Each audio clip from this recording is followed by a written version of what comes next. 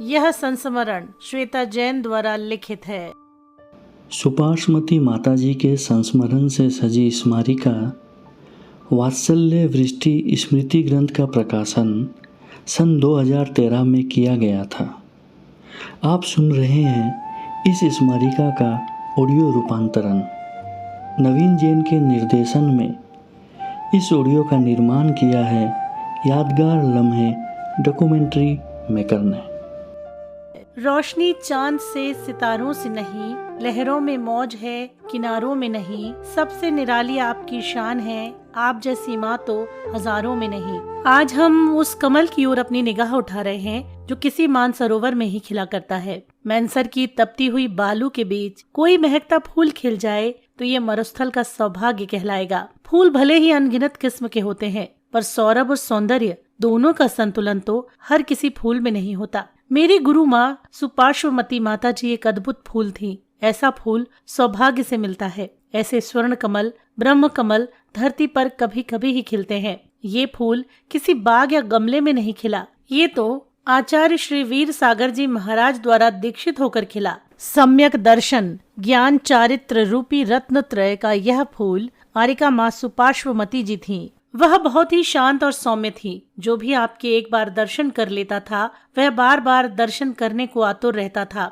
आपका सारा जीवन त्याग, तपस्या और साधनामय था। आप उत्कृष्ट प्रतिभा से संपन्न, शांत, गंभीर थीं। गा सकूं आपका गुणगान, वो ज्ञान कहाँ से लाऊं, सुना सकूं कुछ आपको, वो अंदाज कहाँ से लाऊं। यूं तो चांद सितारों की तारीफ करना आसान है, कर सकूं आपकी तारीफ वो अंदाज कहाँ से लाऊं। गुरुवर को देखकर मन में अनेक विचार आते हैं कि मौसम बदलते रहते हैं। गुरुवर, हम मौसम में समान बने रहते थे। जब सर्दी आती है तो हम अनेक गर्म वस्त्र पहन लेते हैं, परंतु गुरुवर अपने तन पर कुछ नहीं पहनते। वह अपने तप, त्याग व साधना से अपने तन की रक्षा करते थे। जो मिला है बहाना कठिन, वाणी से गुड़गाना कठिन है। तन से दूरी हो सकती है माँ आपसे, मन से अब दूर जाना कठिन है। जब आपके दर्शन करते थे तो ऐसा लगता था कि कई जन्मों का संबंध है। माँ की चक्षु सरिताओं में हमेशा स्नेह वात्सल्य झरता है।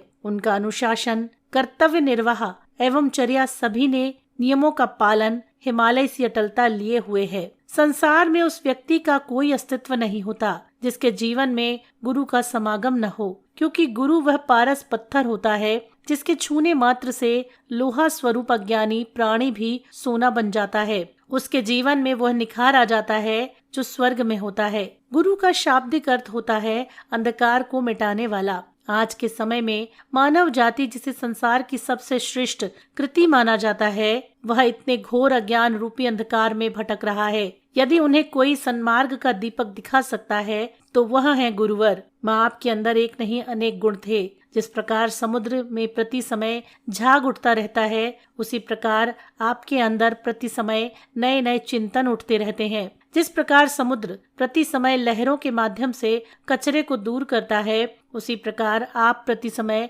लहरों के माध्यम से राग द्वेष रूपी कचरे को अपने से दूर करते हैं। जिस प्रकार समुद्र अनेक जलचर प्राणियों को शरण देता है, आप उसी प्रकार अनेक भाव्य आत्माओं को शरण देती हैं। जिस प्रकार समुद्र कभी भी अपनी सीमाओं का उल्लंघन नहीं करता, उसी प्रकार आप कभी भी अपने व्रतों का उल्लंघन नहीं करती हैं। जिस प्रकार समुद्र की गहराई अथाह होती है, उसी प्रकार आपके ज्ञान की गहराई अथाह थी। जिस प्रकार समुद्र विशाल होता है, उसी प्रकार आपका हृदय भी विशाल था। जिस प्रकार समुद्र असीम होता है, उसी प्रकार आपके गुण भी असीम थे। जिस प्रकार अनेक नदियां समुद्र से मिलकर महानता को प्राप्त हो जाती हैं, उसी प्रकार अनेक भव्य आत्माएं आपसे मिलकर महान हो गईं। जिस प्रकार गंदे नाले भी समुद्र से मिलकर पवित्र हो जाते हैं, उसी प्रकार अनेक पाप युक्त आत्माएं आपसे मिलकर पवित्रता को प्राप्त हो गईं। यह संस्मरण श्वेता जैन द्वारा लिखा गया है। इस ऑडियो का निर्माण नवीन जैन के निर्देशन में किया गया है। यादगार लम्हे डॉक्यूमेंट्री मेकर की प्रस्तुति।